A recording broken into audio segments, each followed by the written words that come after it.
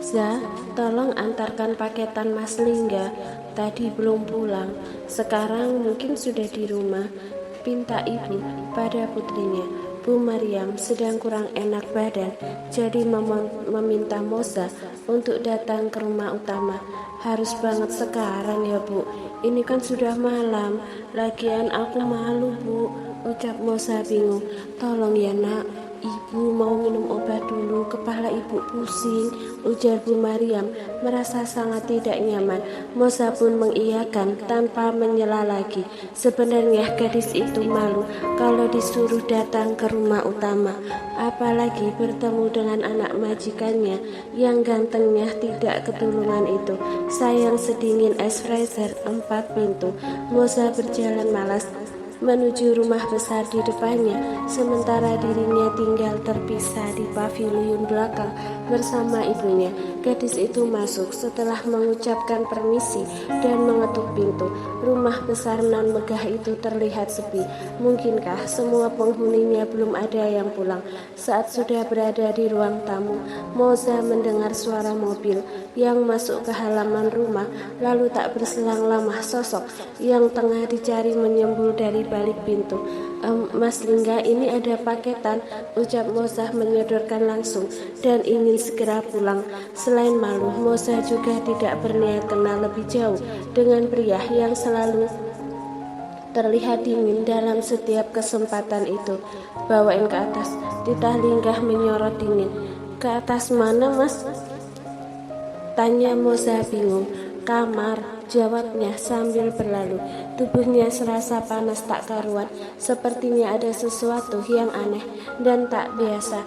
Ya ampun, barang seenteng ini aja minta bantuan, kenapa nggak langsung diterima aja sih? Dasar orang kaya ribet. Moza menggerutu sambil berjalan. Gadis itu bingung, tetapi akhirnya mengekor juga. Putra dari majikan ibunya itu. Ia masih berdiri di depan pintu karena tidak mungkin juga masuk ke kamar. Selain kurang sopan, gadis berhijab itu juga tidak terbiasa lancang, apalagi sampai masuk kamar seorang pria. Sial, ini kenapa tubuh gue panas gini sih? Batin Lingga kacau. Ia berusaha meredam dengan mencuci muka di kamar mandi, tapi rasanya ingin melepas semuanya. Tiba-tiba sesuatu pada dirinya sangat menginginkan hal lebih yang bahkan tidak bisa ditunda lagi. Mas, ini taruh di mana? Tanya Moza ingin cepat berlalu. Pintu kamar yang setengah terbuka menampakkan ruangan yang kosong. Orangnya ke kamar mandi. Jadi kesempatan Moza menaruhnya begitu saja. Mendengar suara perempuan, kenapa keinginan pada diri pria itu makin menggila. Moza yang hampir melangkah keluar kaget saat pria itu menyeru. Tunggu, kata pria itu dengan suara berat, memperhatikan Moza dari atas sampai bawah. Di balik punggungnya tertutup rapi, harusnya tak memancing keinginan. Namun karena pengaruh sebuah obat otak dan hatinya serta respon tubuhnya tidak bisa sinkron, hingga timbullah suatu besit keinginan yang meminta dituntaskan. Kenapa lagi mas? Tanya Moza berbalik. Ia menunduk bingung dan canggung. Tanpa diduga pria itu langsung mendekat dan menarik Moza begitu saja, menghempaskan keranjang miliknya. Gadis 20 tahun itu terkesiap kaget mendapatkan perlakuan tak terduga yang tiba-tiba menyergapnya. Ia melotot ketakutan saat putra dari majikan ibunya itu langsung dengan brutal, "Jangan mas, lepasin tolong." Moza merontah dari linggah yang mengurungnya. Mulutnya yang berseru ketakutan disumpal dengan begitu binal. "Lepasin tolong." Pekik Moza tak menyangka dirinya dalam bahaya yang tak terduga. Gadis itu mendorong Lingga yang kekar agar menjauh dari pria itu. Melepas dengan gesit, pria itu kembali menahan Moza yang hampir terlepas lalu menguncinya. "Jangan mas, jangan!" rontah Moza menangis ketakutan. Lingga yang tengah diselimuti kabut keinginan seperti orang kesetanan tak peduli dengan ratapan tangisan dari mulut mungilnya. Dengan begitu perkasa meruntuhkan Mawaranum yang setengah mati Moza jaga. Dunia Mozah runtuh, tubuh gadis itu terasa sakit, suaranya nyaris hilang dan hanya air mata yang mewakili betapa hancurnya dan tak berharganya diri ini. Pria itu terjatuh lemas setelah menumpahkan keinginan yang tak seharusnya terjadi. Perasaan luar biasa pada dirinya berhasil menenangkan asanya yang tadi hampir membakar seluruh tubuh dan jiwanya. Entahlah minuman apa yang sudah ia konsumsi hingga membuat tubuhnya tak bisa dikendalikan dengan baik saat keinginan dan menginginkan. Sementara pria itu dalam angan kelegaan, Mozah menangis terseduh di sudut ranjang. Apa yang telah ia jaga mati-matian selama ini terampas oleh orang yang selama ini begitu Mozah hormati dan segani. Respek pada diri pria itu langsung hilang, berganti kebencian yang membakar seluruh semangat yang ia punya. Hanya tersisa puing-puing luka nestapa bagai duka lara yang menghancurkan seluruh asanya. Semua yang dirajut selama ini terasa gelap, menjadi buntu bercampur arang. Gadis itu memungut pakaiannya sendiri dengan tubuh tertatih keluar dari kamar majikannya. Dengan begitu kacau, ia menangis di balik pintu belakang. Gadis itu berjalan pelan menuju rumahnya, tak tahu apa yang harus dikatakan. Pada saat tiba di rumah, ia langsung masuk kamar sambil menangis sesenggukan, menumpahkan kesedihannya di atas ranjang. Gadis itu tidak bisa tidur semalaman dan terngiang peristiwa mengerikan itu semalaman.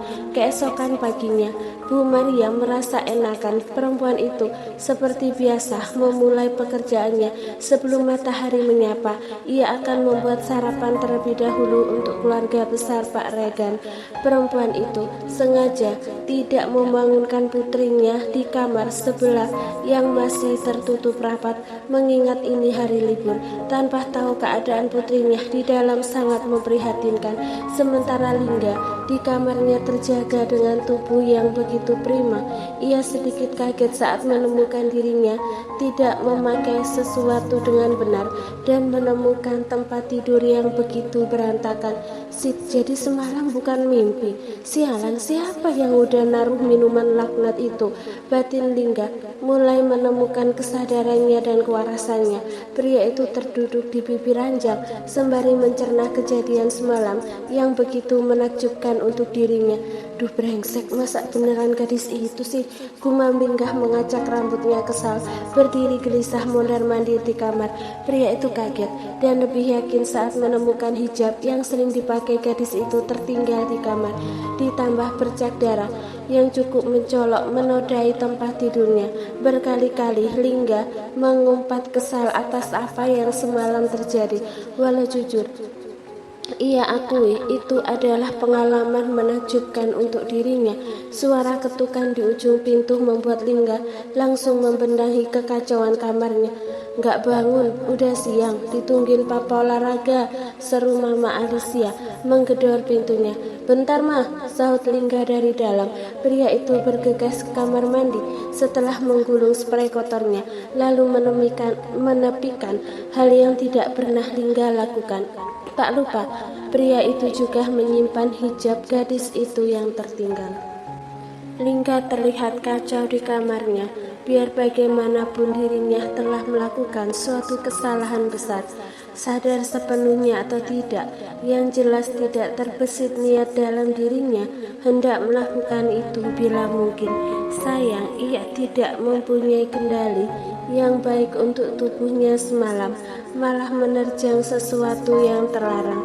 Sial, umpat pria itu menggeram kesal pada diri sendiri. Tidak menyangka pertemuannya dengan beberapa sahabatnya di bar kemarin menyisakan bumerang untuk dirinya. Naas, Lingga bermain dengan gadis di luar jangkauannya, sama sekali bukan tipenya. Lebih parahnya lagi, anak dari pembantunya di rumah itu. Gak benar ini, gumam pria itu, bisa-bisanya melakukan pemaksaan itu.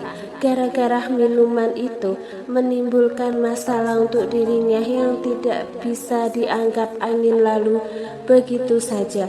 Lagian ngapain juga tuh anak malam-malam kesini, niat banget cari perkara. Ah, brengsek, brengsek, umpat Lingga terus-terusan setengah frustasi. Pria itu keluar kamar setelah ibunya menyeru.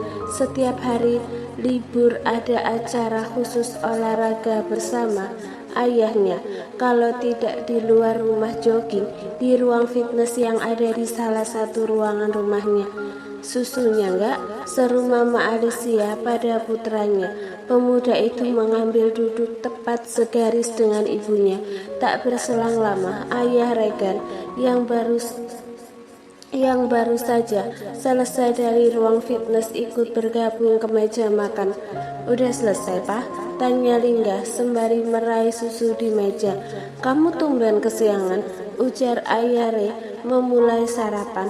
Lingga tidak menyahut, sibuk memulai sarapan. Sebenarnya ia sangat penasaran dengan keberadaan Moza sekarang. Ibunya masih terlihat santai-santai saja menyiapkan sarapan pagi ini. Apakah tidak ada yang tahu kejadian semalam? Lingga berharap begitu, dan gadis itu tidak harus mengatakan apapun setelahnya. Semuanya aman terkendali tentunya. Syukurlah, celetuk Lingga begitu saja, membuat ayah dan ibunya menatap aneh pada putranya. Apanya yang syukur enggak? Tanya Mama Alicia penuh selidik. Ini Ma, pingin ngucapin syukur aja, pagi ini rasanya tubuhku begitu bugar, jawab Lingga benar adanya, tanpa tahu pasti baru saja merubah kehidupan seorang gadis menjadi suram. Bersyukur itu memang harus setiap hari sayang, timpal ibu dari dua anak itu tersenyum lembut. Mbok, setelah sarapan nanti aku minta tolong panggilkan Moza ya, ujar Mama Alicia berseru menyebut nama gadis itu. Lingga sampai tersedak minumannya sendiri. Ada apa dengan ibunya? Kenapa gemar sekali menyuruh anak dari pembantunya itu? Iya Bu, sahut Bu Mariam mengiyakan, namun kali ini untuk urusan apa kurang tahu. Moza memang sering dimintai tolong ibu dari dua anak itu. Pelan-pelan sayang, ucap Mama Alicia memperingatkan putranya. Lingga, ke kamar dulu mah, sudah kenyang. Pamit pria itu berjalan cepat sebelum sempat menghabiskan sarapannya. Hatinya mendadak tidak tenang, hanya mendengar namanya. Sementara Bu Mariam setelah selesai membereskan meja makan menemui putrinya di rumah. Perempuan paruh baya itu agak aneh kalah menemukan Moza yang masih tiduran. Biasanya pagi-pagi sekali sudah bangun. Untuk hari libur juga tidak sampai siang begini. Bu Mariam mengetuk pintu kamar putrinya lalu masuk, menemukan Moza masih berselimut di atas ranjang. Zah, tumben masih tiduran, kamu sakit? Tanya perempuan itu mendekat, lalu menempelkan punggung tangannya pada keningnya. Tidak enak badan Bu, maaf, belum mengerjakan tugas rumah, jawab Moza merapatkan selimutnya. Minum obat nak, wajah kamu pucat. Bu Maria mengamati wajah putrinya yang kuyuh dengan mata sembab. Tumben sekali tidur tanpa melepas hijabnya. Nanti Bu, aku tidak pusing, ujarnya malas. Tubuhnya sakit semua. Tentu saja ia tidak minat untuk melakukan apapun pagi ini. Untuk berjalan saja rasanya sakit, sehancur perasaannya saat ini. Kamu kenapa nak? Kok nangis? Tanya Bu Mariam kebingungan. Moza menggeleng pelan, lalu setengah bangkit memeluk ibunya, menumpahkan dalam tangis walau mulutnya diam. Moza ingin sekali mengatakan tentang kejadian semalam, namun ia masih belum sanggup membuka suaranya. Kalau ada sesuatu cerita sama ibu. Kamu putus cinta? Tanya Bu Maria mengira putrinya tengah patah hati. Moza tidak pernah terlihat sekacau ini. Lebih tepatnya jauh dan lebih tragis dari sekedar putus cinta. Moza merasa putus semua harapan dan cita-citanya. Hancur sudah masa depannya yang cerah. Gadis itu hanya menggeleng sambil menangis. Mengetahui putrinya tidak baik-baik saja membuat perempuan yang sudah mengabdi pada keluarga Pak Regan belasan tahun itu menatap curiga. Kamu istirahat aja, kalau sudah tenang boleh cerita sama ibu. ujarnya lembut. Masih mencari tahu dalam diam, walau tak ingin memaksa, berharap putri semata wayangnya itu mau berbagi apa yang dirahasiakan hingga menyebabkan begitu sedih. Mosa mengangguk. Ia hanya butuh keberanian untuk meraih keadilan dengan apa yang telah menimpa dirinya. Seharusnya gadis itu pergi ke kantor polisi, lalu melaporkan perbuatan bejat anak majikan ibunya. Mosa kembali menangis sembari menutup mulutnya saat ibunya menutup pintu. Ia memukuli bantal yang tak berdosa, marah sekali dan hancur atas kejadian semalam, merasa jijik dengan tubuhnya sendiri yang telah terjamah oleh orang lain. Gadis itu menatap dirinya dalam pantulan cermin, sangat kacau dan berantakan. Semakin risih kalah melihat banyaknya tanda merah di sepanjang lehernya yang jenjang. Kamu harus membayar mahal atas perbuatan kamu, Lingga. Harus. Batin Mosa penuh amarah kebencian. Kedua tangannya mengepal erat penuh dendam. Gadis itu sengaja ingin pergi ke rumah sakit. Ia akan melakukan sejumlah pemeriksaan, lalu melaporkan anak majikannya itu pada pihak berwajib. Namun belum sempat terrealisasi, hanya diangan. Mosa menghentikan langkahnya. Ia lebih takut dan malu kalau peristiwa ini diketahui banyak orang. Brengsek, geram Mosa kacau. Bagaimana dengan kuliahnya? Bagaimana pandangan semua orang terhadap dirinya? Teman-temannya semua akan mengetahui keadaannya saat ini yang begitu menjijikkan. Pada akhirnya gadis itu kembali menangis, merasakan kehancuran dirinya yang paling dalam. Mas Lingga mau kemana? Tanya Bu Mariam bersilang jalan dengannya. Pergi Mbok, ada urusan, tolong ganti spray di kamarku Mbok. Titah pria itu berlalu. Baru diganti kemarin Mas, ujar Bu Mariam benar adanya. Kotor, ketumpahan kompi. Tolong ya Mbok, ujar pria itu berdusta. Siap Mas, jawab Bu Mariam mengangguk setuju. Lingga, mau kemana sayang? Kali ini Mama Alicia yang berseru terang. Mbok Mosa mana? Tanya perempuan itu menanyakan sekalian juga.